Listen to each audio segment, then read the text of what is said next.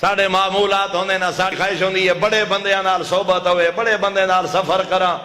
امیر کبیر بندے دا ہم سفر بنا، کہیں نامور شخصیت نال حج زیارت اندرون ملک بیرون ملک، لیکن آدھر امیر المومنین دے دروازے تے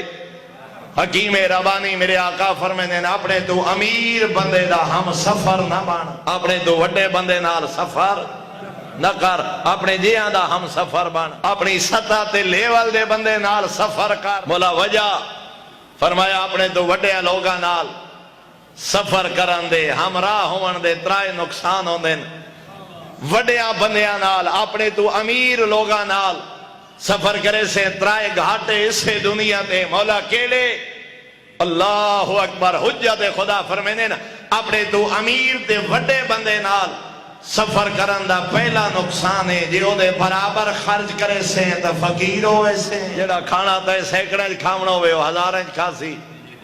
جڑا کام تے ہزاریں کرنے وہ لکھیں کرے سی، جڑا گھر تے لکھیں بناونے وہ کروڑیں بنے سی، جو دے برابر خرچ کرے سے فقیر ہوئے سے۔ دوسرا میرے آقا فرمینے جیڑے خلوص نیت نال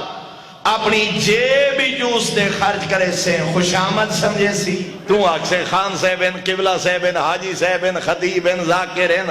ایم پی اے صاحبین، سردارین، ڈاکٹر صاحبین، انجینئر ہے، فلا شعبے دا سربراہ، مومن ہے، عزادار ہے، آج دا کھانا میں کھواواں،